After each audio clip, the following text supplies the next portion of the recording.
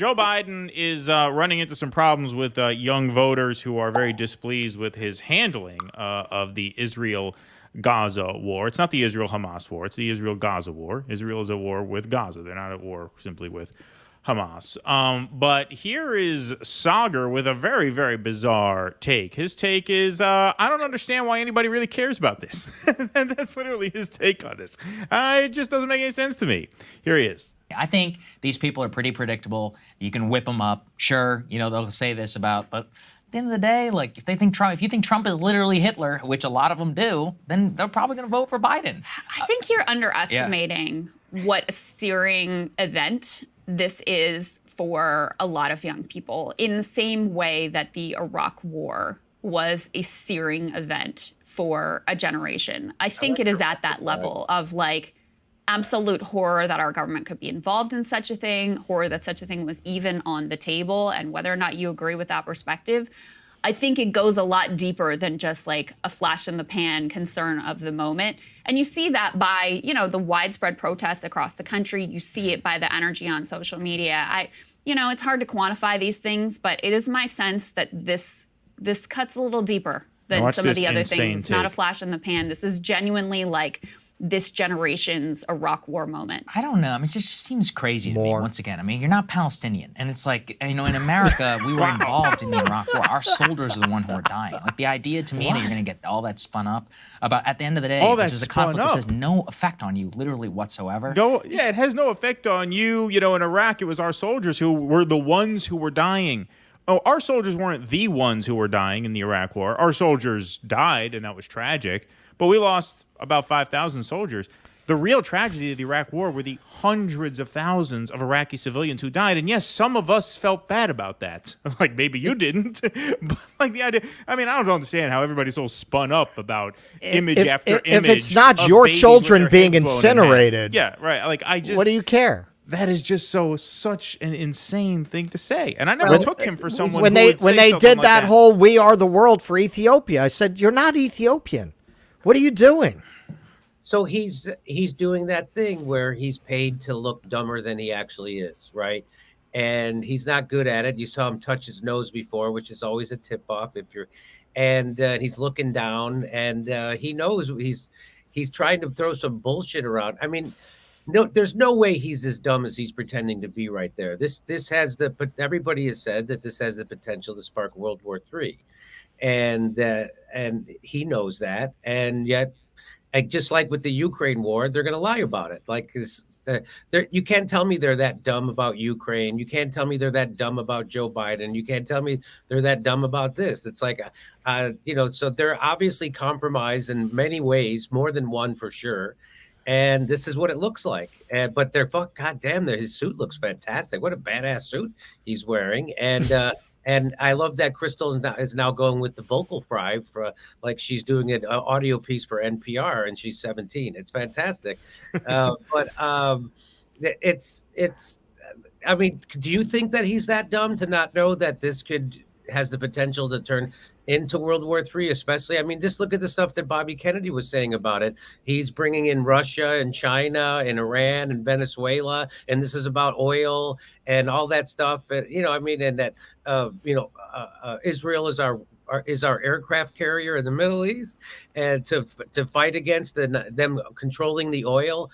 I mean, it's so you're telling me, Saagar, really all that think tank money doesn't have an effect? Well, that is the effect it has right there. That's him pretending to be stupider than he could possibly ever be, and hoping that I guess their audience is, what a dumb audience they have, right? How fucking stupid could you be to watch that show? Well, it's going to get even worse. I'll show you. I have more video, which maybe I'll get to this and then we'll go on, because he cites polling to demonstrate his point that Gen Z isn't really going to split from Biden over this. The polling he cites is dated October 11th. They recorded this segment on November 16th. He cites polling that is well over a month old, 3 days after the October 7th. Yeah, before right the at the beginning started. Right when emotions were so high. That's like the day after a swine flu outbreak. You poll people, hey, how do you feel about eating raw bacon left at room temperature overnight? You know what I mean? Like, yeah, of course you're going to get bad numbers. But even this, watch what he goes. nuts to me. But the other thing is the general generation divide. We can put this up there on the screen. We have 48%. This was a poll taken on October 11th, so take that for what it is. But 48% over a month old that was taken 4 days after the war started, so it really means nothing. So what he's referring to there is support for Israel among millennials and Gen Z was 48% on October 11th. 40 said say neutral. Only 12% said criticize Israel. That was on October 11th. Now, turns out this segment really aged like milk because on Meet the Press today, they released a new NBC poll of Biden's numbers on this issue. Current polling as of today, 18 to 34-year-olds give Biden a 20% approval rating on the Israel-Hamas war, 70% disapprove.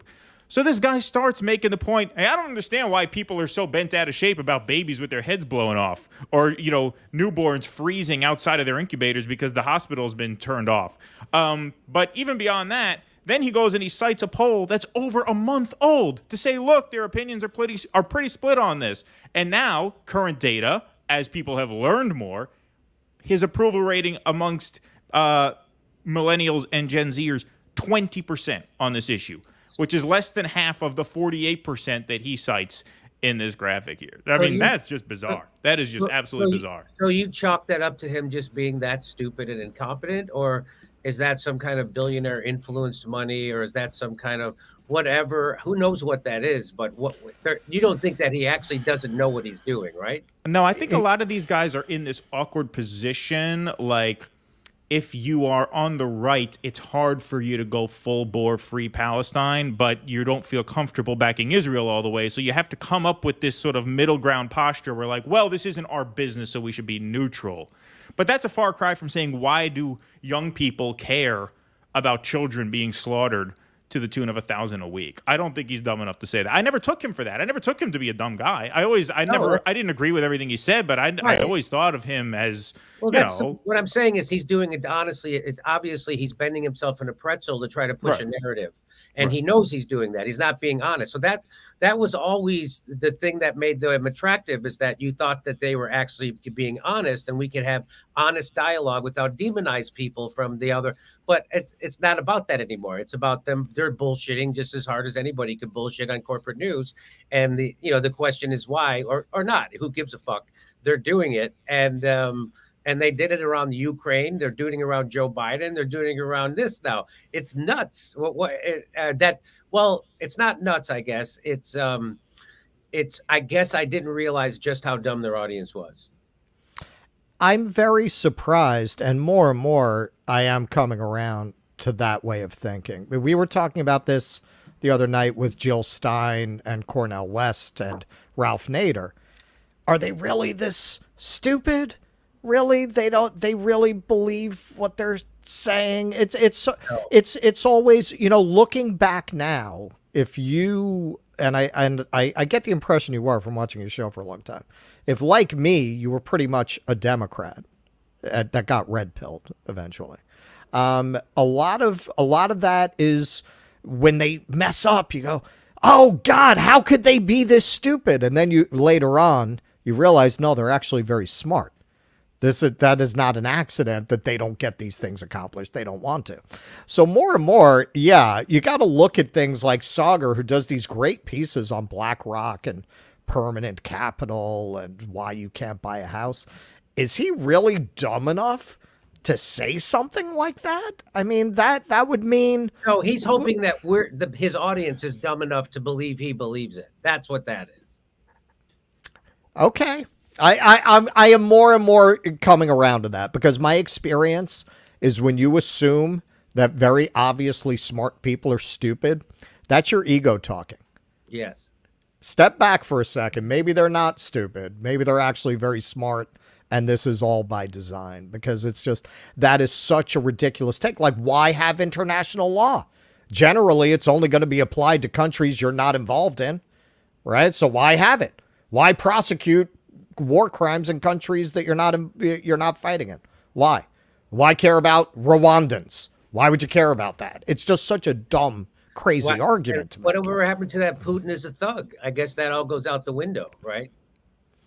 Well, I mean, they can walk and chew gum at the same time. Putin is still a thug. He's still going to be a thug. He's just not the thug they're going to focus on for the moment. Please clap.